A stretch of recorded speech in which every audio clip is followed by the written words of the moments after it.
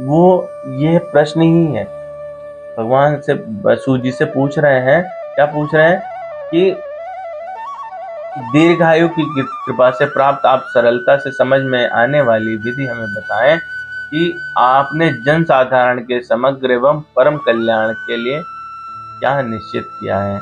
इस संसार में वो क्या चीज है, कहते हैं तत्र तत्रा संजायुष्मन है, वहां पर क्या सहज और लंबा आशीर्वाद पाए जाने वाला। भवता यद निश्चितम, आपके द्वारा निश्चित किया गया। आप कौन सी ऐसी चीज हम लोगों को बताना चाहते हैं जिससे मनुष्य दीर्घायु हो सके, वो अपना कल्याण कर सके। पुंसाम एकांततः, तो जन सामान्य के लिए नितांत जरूरी जो श्रेय तन्न, श्रेय मतलब परम कल्याणकारी, और तत्न उस हमको समझाने के लिए, हमको योग्य बनाने के लिए आप हमको कृपा करके बताएं। ऐसा सूत जी से प्रश्न है। तो वो क्या पूछा जा रहा है भागवतम में, पूछा जा रहा है कि कल्याण करने के लिए क्या किया जाए, जनमानस क्या करे कि उसका कल्याण हो जाए, वो श्रेय क्या है, यही प्रश्न है।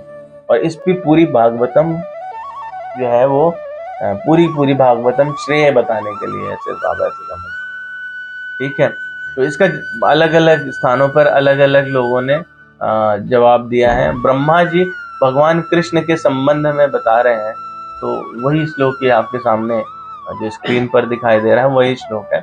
ब्रह्मा जी 10वें स्कंद में 14वें अध्याय के 4थे श्लोक में कहते हैं, श्रेयः श्रुतिं भक्तिं मुदस्सिते विभो क्लिश्यन्ति ये केवल बोध लब्धये तेषामसौ क्लेशल एव शिष्यते नान्यद् यदा यथा स्थूल तुषावघातिनाम। बहुत ही सुंदर श्लोक है। पहला शब्द ही है इसमें श्रेय, जिस पर हम लोग चर्चा कर रहे हैं। श्रेयः श्रुतिम भक्ति मुदस्यते, श्रेय क्या, परम लाभ, परम कल्याणकारी साधन, स्मृतिम मार्ग। तो वो कौन सा मार्ग है जो परम लाभ का है, कैसे, भक्ति मुदस्यते विभो, भक्ति को छोड़ करके, हे भगवान परम लाभ का मार्ग कौन सा है, भक्ति। तो परम लाभ के मार्ग भक्ति को छोड़ करके जो लोग क्लिश्यन्ति, ये केवल बोध लब्ध है, जो लोग कष्ट सहन करते हैं, किस लिए, ज्ञान प्राप्त करने के लिए, भक्ति न करके जो सबसे कल्याणकारी है, जो सबसे श्रेष्ठ है, उसको छोड़ करके ज्ञान प्राप्त करना चाहते हैं। ज्ञान किसी प्रकार का हो सकता है, यहाँ पर वेद से संबंधित। तो वो जो लोग ज्ञान प्राप्त करने के लिए प्रयास कर रहे हैं, मेहनत कर रहे हैं, वो क्या कर रहे हैं, तेषामसौ क्लेशल एव शिष्यते नान्यद् यथा स्थूल तुषावघातिनाम। कहते हैं कि उनके लिए, तेषाम उनके लिए, असौ यह क्लेशल, ये झंझट, ये सारा परिश्रम, एव शिष्यते, ये खाली परिश्रम ही रह जाता है। ज्ञान तो मिला पर वो भक्ति में नहीं बढ़े तो भगवत धाम की तरफ भी नहीं बढ़े। आपको जानकारी, जैसे कि हमारे साथ हो रहा है, इस श्लोक को यहाँ पर चुनने का ये भी एक कारण है कि हम क्या है कि आते हैं गुरुवार को चर्चा करते हैं, तो हमको कहीं ना कहीं ये बात की जानकारी हो जाती है। जानकारी हो जाने से हमारा कल्याण नहीं हो रहा है। हम लोग अगर ये बात सोचते हैं कि जानकारी हो गई तो हमको, जानकारी तो आपको पहले भी थी कि भगवान है, थी ना, तो उससे कोई कल्याण, अभी भी आपको जानकारी तो वही है, आप उसको और रिफाइन कर लीजिए, ऐसे समझ लीजिए।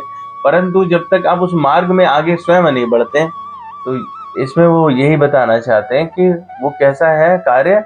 आगे वो कहते हैं कि वो कार्य किस तरह का है, किससे परिश्रम हो रहा है, कैसा परिश्रम, नान्यद यथा स्थूल कुशा वघाति नाम, जिस तरह से गेहूं का जो बाली रहता है ना, उसको पीटा जाता है, फिर क्या निकलता है, गेहूं निकलता है उससे। लेकिन यदि बाली खाली है और आप उसको पीटते रहिए तो आपको भूसा मिलेगा। यही इस श्लोक का मतलब है। तो हम लोग क्या है कि यदि बाली खाली है, खाली बाली को पीट रहे हैं हर थर्सडे आकर के, तो आपको भूसा मिलेगा। ठीक है, मेरे कहने का तात्पर्य समझ गया ना हम लोग? जो हम सुनते हैं उसे हमें प्रैक्टिस में लाना पड़ेगा, तभी उस ज्ञान का लाभ है। यदि आप भक्ति में कन्वर्ट नहीं हुए तो उस जानकारी का कोई फायदा नहीं है।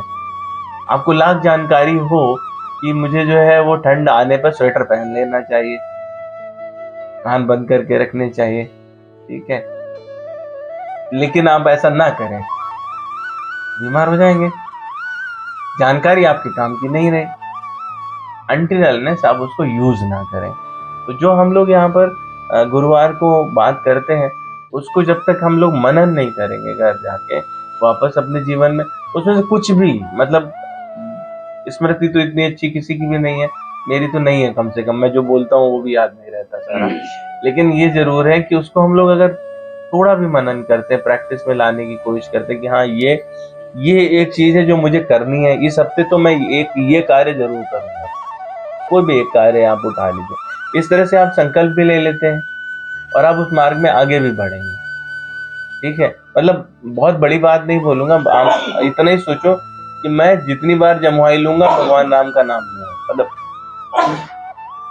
आपने ये भी संकल्प किया दिन में 2 बार जमुआई लोगे, 2 बार भगवान राम का नाम ले लोगे। तो किसी भी चीज को आप छोटे संकल्प लीजिए, बड़े मत करिए। भगवत नाम मतलब ये नहीं कह रहे कि आप तपस्या में जाके लीन हो जाइए, कल से फिर कोई आएगा नहीं, ऐसा कुछ बोलेंगे तो अगली बार से पता चलेगा थर्सडे को अटेंडेंस है, तो वो नहीं। पर ये जरूर है कि हम थोड़ा समय जो देते हैं भगवान की पूजा के लिए देते हैं, सभी लोग देते हैं, सब अच्छे लोग हैं।